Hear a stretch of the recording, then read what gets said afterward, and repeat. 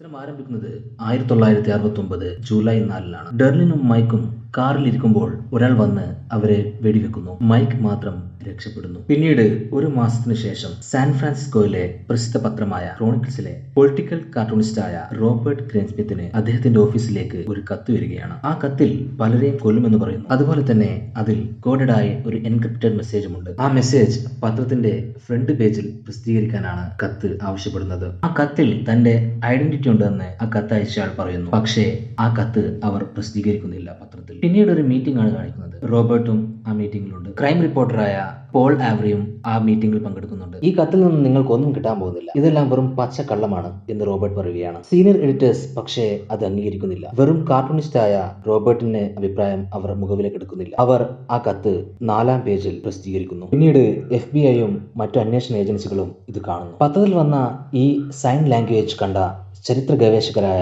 ദമ്പതിമാർ അതിന്റെ അർത്ഥം കണ്ടെത്തുന്നു. പത്രത്തിലെ എല്ലാവരും ആ മെസ്സേജ് വായിക്കുന്നു. റോബർട്ട് ആദ്യം പറഞ്ഞ പോലെ കില്ലറിന്റെ ഐഡന്റിറ്റി മനസ്സിലാക്കാൻ ആ കത്തിൽ നിന്നും ഒന്നും ലഭിക്കുന്നില്ല. പിന്നീട് റോബർട്ടും ആവറിയും ഈ കേസിനെ കുറിച്ച് കൂടുതൽ അന്വേഷിക്കാൻ തയ്യാറാകുന്നു. അവരുടെ നിഗമനങ്ങൾ അവർ പരസ്പരം കൈമാറുന്നു. ആവറി ഈ കേസിനെ കുറിച്ച് പത്രത്തിൽ എഴുതുന്നു. അങ്ങനെയിരിക്കെയാണ് അവർക്ക് 2-ാമത്തെ കത്തും വരുന്നത്. അതിലാണ് കില്ലർ തന്റെ പേര് സോഡിയാക് ആണെന്ന് പറയുന്നത്. അതോടൊപ്പം അതിൽ ആ സോഡിയാക് സൈനും ഉണ്ടായിരുന്നു. കത്തിൽ the most dangerous animal of them എന്ന് പറയുന്ന ഒരു കോഡ് അവർ കണ്ടെത്തുന്നു. ദ മോസ്റ്റ് ഡേഞ്ചറസ് ഗെയിം എന്ന സിനിമയിൽ നിന്നാണ് ഈ വേർഡിങ്സ് വന്നതെന്ന് റോബർട്ട് പറയുന്നു. മനുഷ്യരെ ആക്രമിച്ചു കൊല്ലുന്ന മൃഗങ്ങളുടെ കഥയാണ് ഈ സിനിമയിൽ പറയുന്നത്. ചിത്രങ്ങൾ നടന്നുകൊണ്ടിരിക്കുകയാണ്. 2 ആഴ്ചകൾക്ക് ശേഷം വീണ്ടും ഒരു കൊലപാതകം നടക്കുന്നു. ബ്രയാൻ ഹാഡ്നൽ സിസിലിയ ദമ്പതികൾ ഒരു നദിക്കരയിൽ വിശ്രമിക്കുകയായിരുന്നു. അവർക്കു നേരെ തോക്ക് ചൂണ്ടിയാണ് സോഡിയാക് കില്ലറെ ചിത്രത്തിൽ ആദ്യമായി കാണിക്കുന്നത്. മുഖം മറച്ചുകൊണ്ട് കറുത്ത വസ്ത്രമണിഞ്ഞ് നെഞ്ചിൽ സോഡിയാക് ലോഗോയുമായാണ് കില്ലർ വരുന്നത്. രണ്ടുപേരെയും കൈകൾ കെട്ടിയിടുന്നു. പുറത്ത് കത്തി കൊണ്ട്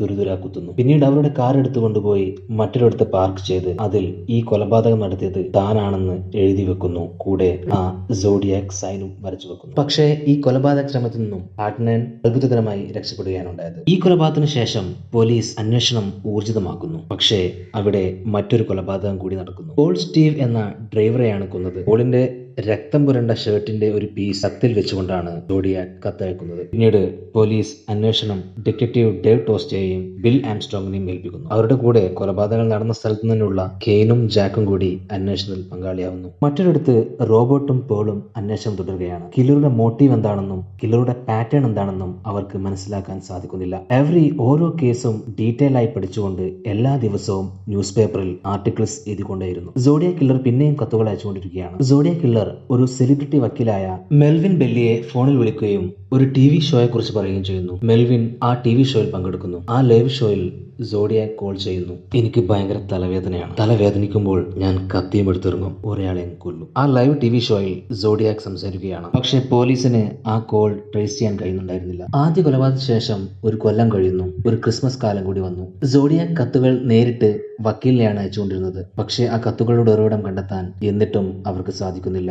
സോഡിയാക് ഒരാളല്ലെന്നും അവയെല്ലാം പലരും നടത്തുന്ന കൊലപാതകങ്ങളാണെന്നും ഫേമസ് ആയ സോഡിയാക്കിന്റെ പേരിൽ ഇവയെല്ലാം വന്നു ചേരുന്നതാണെന്നും സോഡിയാക് ഈ കൊലപാതകങ്ങൾ കത്തിലൂടെ ഏറ്റെടുക്കുന്നതാണെന്നും എവറി പറയുന്നു. മറ്റുള്ളവർ കൊല്ലുന്നതിന്റെ ക്രെഡിറ്റ് മാത്രമാണ് സോഡിയാക് അവകാശപ്പെടുന്നതെന്നും എവറി കണ്ടെത്തുന്നു. കഴിഞ്ഞ കൊലപാതകങ്ങൾ തമ്മിൽ അതുകൊണ്ടാണ് ഒരു ബന്ധവും കണ്ടെത്താൻ അവർ കഴിയാത്തത്. ഷർട്ടിന്റെ പീസ് അടിച്ചു കൊടുത്ത ആ ടാക്സി ഡ്രൈവറുടെ കൊലപാതകം, അതുപോലെ 2-3 കൊലപാതകങ്ങൾ മാത്രമാണ് സോഡിയാക് ചെയ്തെന്നും ബാക്കി മറ്റുള്ളവരായിരിക്കാമെന്നും എവറി കണ്ടെത്തുന്നു. ഫേമസ് ആകാൻ വേണ്ടി മാത്രമാണ് സോഡിയാക് കത്തുകൾ അയച്ചുകൊണ്ടിരിക്കുന്നത്. എവറി തന്റെ ഈ കണ്ടെത്തലുകൾ തന്റെ പത്രത്തിൽ പ്രസിദ്ധീകരിക്കുന്നു. അതിനിടയിലാണ് സോഡിയാക് വാച്ചിന്റെ ബ്രാൻഡ് എവറിയുടെ ശ്രദ്ധയിൽപ്പെടുന്നത്. സോഡിയാക് കില്ലറുടെ ലോഗോ വാച്ച് കമ്പനിയുടെ ലോഗോ തന്നെയാണ്. സോഡിയാക് മറ്റു കൊലപാതകങ്ങൾ ഏറ്റെടുക്കുന്നതാണെന്നും എല്ലാം ചെയ്യുന്നത് പലരുമാണെന്നും റോബർട്ട് പോലീസിനെ ധരിപ്പിക്കുന്നു. ഈ കാര്യങ്ങളെല്ലാം പ്രസിദ്ധീകരിക്കുന്ന എവറിയെ തന്നെ കൊന്നുകളയുമെന്നാണ് സോഡിയാക്കിന്റെ അടുത്ത ഭീഷണി കത്ത്. എവറി ഡിറ്റക്റ്റീവ് ഡേവിന്റെ അടുത്തേ പോവുകയും ഈ കാര്യങ്ങൾ പറയുകയും സെൽഫ് പ്രൊട്ടക്ഷന് വേണ്ടി ഒരു ഗൺ തന്നെ എവറി ആവശ്യപ്പെടുകയും ചെയ്യുന്നു. 1968 റിവേഴ്സ് സൈഡിൽ ഇങ്ങനൊരു കൊലപാതകം നടന്നിരുന്നെന്നും താൻ സോഡിയാക് ആണെന്നും താനാണ് കൊലപാതകം നടത്തിയെന്നുമുള്ള ഒരു ലെറ്റർ കിട്ടിയ കാര്യം എവറി കണ്ടെത്തുന്നു. എവറി കാര്യങ്ങൾ ന്യൂസിൽ കാണിക്കുകയും ലെറ്റേഴ്സും എടുത്ത് TV-യിൽ കാണിക്കുകയും ചെയ്യുന്നു. നെപ്പോ സിറ്റിയിൽ നടക്കുന്നതിന്റെ 3 കൊല്ലങ്ങൾക്ക് മുമ്പ് തന്നെ പല പ്രദേശങ്ങളിലും സോഡിയാക്കിന്റെ പേരിൽ കൊലപാതകങ്ങൾ നടന്നിട്ടുണ്ടെന്നും എവരി കണ്ടെത്തുന്നു. എവരി കാര്യങ്ങളെല്ലാം ടിവിയിൽ പറയുന്നത് ഡിറ്റക്റ്റീവ് ഡേവിന് വലിയ പ്രശ്നങ്ങൾ ഉണ്ടാക്കുന്നു. കൊലപാതക പരമ്പരകൾ തുടങ്ങിയിട്ട് 2 വർഷം തികയുന്നു. 1971 സോഡിയാക് കില്ലറെ കുറിച്ച് വിവരം നൽകുന്നവർക്ക് പിടികൂടാൻ സഹായിക്കുന്നവർക്ക് FBI ഇനാം നൽകുന്നതായി പ്രഖ്യാപിക്കുന്നു. ജനങ്ങൾ പൈസക്കായി പലരും പല കഥകൾ വന്ന് പറയുകയാണ്. ശത്രുതയുള്ളവരെല്ലാം സോഡിയാക് ആണെന്നുമൊക്കെ ഇല്ലാ കഥകൾ പറയാൻ പലരും പോലീസ് ഓഫീസിലേക്ക് എത്തുന്നു. പക്ഷേ അതിനിടയിൽ വരുന്ന ഒരാൾ ആർതർ ലീ എന്നയാളെ കുറിച്ച് പറയുന്നു. അയാളുടെ പഴയ സഹപ്രവർത്തകനായ ആർതർ ലീ എപ്പോഴും മറ്റുള്ളവരെ കൊല്ലുന്നതിനെ കുറിച്ചാണ് സംസാരിക്കാറെന്നും ആൾക്കാരെ കൊന്ന ശേഷം പോലീസിന് ഞാനാണ് കൊന്നെന്ന് പറയുന്ന ഒരു കത്തയക്കണമെന്നുമുള്ള ഐഡിയ പണ്ടൊരിക്കൽ ആർതർ ലീ അയാളോട് പറഞ്ഞിരുന്നു അത്രേ. ആർതർ ലീ ഒരു സ്കൂളിലായിരുന്നു ജോലി ചെയ്തത്. ഒരു കുട്ടിയെ പീഡിപ്പിച്ചതിനാൽ അയാളെ ജോലിയിൽ നിന്നും പിരിച്ചുവിട്ടതാണ്. നിങ്ങളെ വിളിച്ചിട്ട് കിട്ടിയില്ല, ഇവിടെ വന്ന് കാര്യങ്ങൾ പറയാൻ ഒരവസരം ഉണ്ടായിരുന്നില്ല, അതിനാലാണ് ഇത്രയും കാലം താൻ പറയാതിരുന്നതെന്നും അയാൾ പറയുന്നു. പോലീസ് ആർതർ ലീയുടെ അഡ്രസ് കണ്ടെത്തുകയും അങ്ങോട്ട് പോവുകയും ചെയ്യുന്നു. ആർതർ ഒരു കമ്പനിയിലാണ് വർക്ക് ചെയ്യുന്നത്. അവിടെ വെച്ച് തന്നെ പോലീസ് അയാളെ ചോദ്യം ചെയ്യുന്നു. അതികായനായ ഒരു മനുഷ്യനാണ് ആർതർ ലീ. താൻ അങ്ങനെ ഒരു ഐഡിയ പറഞ്ഞിട്ടേ ഇല്ല എന്നാണ് ആർതർ ലീ പോലീസിനോട് പറയുന്നത്. ആർതർ ലീയുടെ കയ്യിൽ സോഡിയാക്കിന്റെ വാച്ചാണ് കെട്ടിയിരുന്നതെന്ന് ഡേവ് മനസ്സിലാക്കുന്നു. പോലീസ് ഒന്നും ചോദിക്കാതെ തന്നെ താൻ സോഡിയാക് അല്ല എന്നും അഥവാ താൻ സോഡിയാക് ആണെങ്കിൽ തന്നെ അത് സമ്മതിക്കില്ല എന്നും ആർതർ ലീ പറയുന്നു. ലീയുടെ ഈ പെരുമാറ്റത്തിൽ നിന്ന് തന്നെ ലീ സോഡിയാക് ആണെന്ന സംശയം ഉളവാക്കുന്നു. തെളിവുകൾ ഇല്ലാത്തതിനാൽ FBIക്ക് ഒന്നും തന്നെ ചെയ്യാൻ സാധിക്കുമായിരുന്നില്ല. ആർതർ ലീയുടെ കുടുംബക്കാരെയും ചോദ്യം ചെയ്യുന്നു. ക്രിസ്മസ് കാലത്ത് ലീ എഴുതിയ ഒരു കത്തും അവർ കണ്ടെത്തുന്നു. ലെറ്റർ റൈറ്റിംഗ് എക്സ്പെർട്ടിനെ കൊണ്ട് ഈ കത്ത് കാണിക്കുകയാണ്. സോഡിയാക്കിന്റെ കത്തും ലീയുടെ കത്തും അവർ താരതമ്യം ചെയ്യുന്നു. 2 കത്തുകളും വെവ്വേറെയാണെന്ന് എക്സ്പേർട്ട് ഉറപ്പിച്ചു പറയുന്നു. ആർതർ ഇടത്തെ കൈകൊണ്ടാണ് എഴുതുന്നത്, പക്ഷേ സോഡിയാക് വലത്ത് കൈകൊണ്ടാണ് എഴുതുന്നതെന്ന് ആ കത്തുകളിൽ നിന്നും വ്യക്തമായി അവർ മനസ്സിലാക്കിയിരുന്നു. അതിനാൽ തന്നെ ആർതർ ലീയുമായി സോഡിയാക്കിനെ ബന്ധപ്പെടുത്താനുള്ള ഒരു തെളിവും അവരുടെ കയ്യിൽ ഉണ്ടായിരുന്നില്ല. 1972 ആകുന്നു. എന്തുകൊണ്ടാണ് ആർതറിനെ അറസ്റ്റ് ചെയ്യാത്തത്? ആർതർ ലീയുടെ ഭാര്യ പോലീസിനോട് ചോദിക്കുന്നു. FBIയുടെ കയ്യിൽ തെളിവുകൾ ഇല്ലാത്തതിനാലാണ് അറസ്റ്റ് ചെയ്യാത്തതെന്ന് പറയുന്നു. മാസങ്ങൾക്ക് മുമ്പ് ആർതറിനെ ഒരു സോഷ്യൽ വർക്കറെ കാണിച്ചിരുന്നു. അയാൾ ആർതർ ഒരു കൊലപാതകിയാണ്, അല്ലെങ്കിൽ അയാളുടെ സ്വഭാവം വ്യക്തമാക്കുന്നത് അയാൾ ഒരു കൊല ചെയ്യാൻ സാധ്യതയുള്ള ആളാണെന്ന് ആ സോഷ്യൽ വർക്കർ പറഞ്ഞിരുന്നു അത്രേ. ഭാര്യ ഇക്കാര്യങ്ങൾ പോലീസിനോട് പറയുന്നതോടെ പോലീസിനെ വീണ്ടും സംശയം ഉളവാക്കുന്നു. ആഗസ്റ്റ് മാസം അവർക്ക് ആർതറിന്റെ വീട് സെർച്ച് ചെയ്യാനുള്ള ഓർഡർ ലഭിക്കുന്നു. വീട്ടിൽ നിന്നും ആയുധങ്ങളും സോഡിയാക് കില്ലർ ഉപയോഗിച്ചു പോരുന്ന കറുത്ത ഗ്ലൗസും 12 അടി ഷൂസും അവർക്ക് ലഭിക്കുന്നു. അപ്പോൾ തന്നെ അവർ ആർതറിനെ സാൻ ഫ്രാൻസിസ്കോയിലേക്ക് കൊണ്ടുപോകുന്നു. ആദ്യം തന്നെ ആർതറിനെ കൊണ്ട് 2 കൈകൊണ്ടും എഴുതിപ്പിക്കുന്നു. പക്ഷേ 2 കൈകൊണ്ട് എഴുതിയിട്ടും അയാളുടെ കൈയക്ഷരം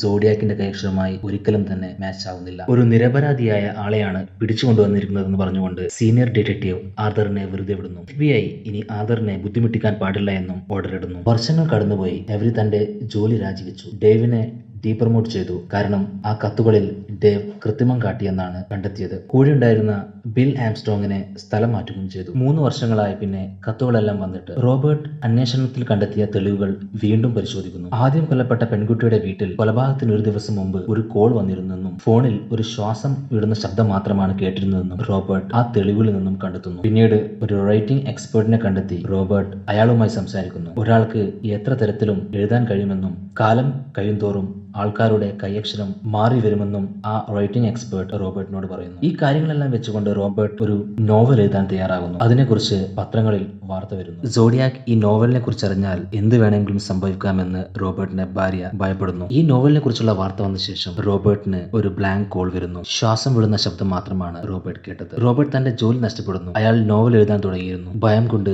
ഭാര്യ പിണങ്ങിപ്പോയി. മക്കളെയും കുട്ടിയാണ് പോയത്, കാരണം അവർക്ക് ഒന്നും സംഭവിക്കാതിരിക്കാൻ. ആർതർ ലീ തന്നെയാണ് സോഡിയാക് എന്ന് തന്നെ വിശ്വസിക്കുകയാണ്. കൈയക്ഷരവും വിരലടയാളവും ചിലയിടങ്ങളിൽ സാമ്യമുണ്ടെന്ന് റോബർട്ട് പറയുന്നു. ഈ കാര്യങ്ങൾ പറയാൻ വേണ്ടി വീണ്ടും ഡിറ്റക്റ്റീവ് ഡേവിന്റെ അടുത്തേക്ക് റോബർട്ട് പോകുന്നു. പക്ഷേ ഡിറ്റക്റ്റീവ് ഡേവ് എല്ലാം കഴിഞ്ഞില്ലേ, ഇനി ഒന്നും നോക്കിയിട്ട് കാര്യമില്ല എന്ന് പറഞ്ഞുകൊണ്ട് റോബർട്ടിനെ തിരിച്ചയക്കുന്നു. പിന്നീട് 14 വർഷങ്ങൾക്ക് ശേഷം റോബർട്ട് ആർതറിനെ ഒരിടത്ത് വെച്ച് കാണുന്നു. രൂക്ഷമായി റോബർട്ടിനെ നോക്കുന്ന ആർതറിനെയാണ് റോബർട്ട് കണ്ടത്. പിന്നീട് 8 വർഷങ്ങൾക്ക് ശേഷമാണ് നോവൽ പുറത്തിറങ്ങുന്നത്. നോവൽ വളരെ പ്രസിദ്ധമാവുകയും ബെസ്റ്റ് സെല്ലിംഗ് നോവലായി മാറുകയും ചെയ്യുന്നു. 1986 അതായത് 22 വർഷങ്ങൾക്ക് ശേഷം ആദ്യ കൊലപാതക ശ്രമത്തിൽ രക്ഷപ്പെട്ട മെഗി എന്ന യുവാവിന് കുറച്ച് ഫോട്ടോസ് കാണിച്ചു കൊടുക്കുന്നു. ആരാണ് തന്നെ ആക്രമിച്ചതെന്ന് കണ്ടെത്താൻ പറയുന്നു. അയാൾ ആർതറിനെ തിരിച്ചറിയുന്നു. അയാൾ സോഡിയാക് ആണെന്ന് പറയുന്നു. ഇവിടെ ഈ സിനിമ അവസാനിക്കുകയാണ്. ശേഷം ടൈറ്റിൽ ക്രെഡിറ്റ്സിൽ എഴുതി കാണിക്കുന്ന കുറച്ച് കാര്യങ്ങളുണ്ട്. മെഗ്യുവിന്റെ മൊഴി കേട്ട് പോലീസ് ആർതറിനെ അറസ്റ്റ് ചെയ്യാൻ പോവുകയാണ്. പക്ഷേ ആർതർ അപ്പോഴേക്കും മരണത്തിന് കീഴടങ്ങിയിരുന്നു. 2002 സോഡിയാക് അയച്ച കത്തുകളിൽ നിന്ന് കിട്ടിയ DNA-യും ആർതറിന്റെ DNA-യും തമ്മിൽ പരിശോധിച്ചപ്പോൾ രണ്ടും തമ്മിൽ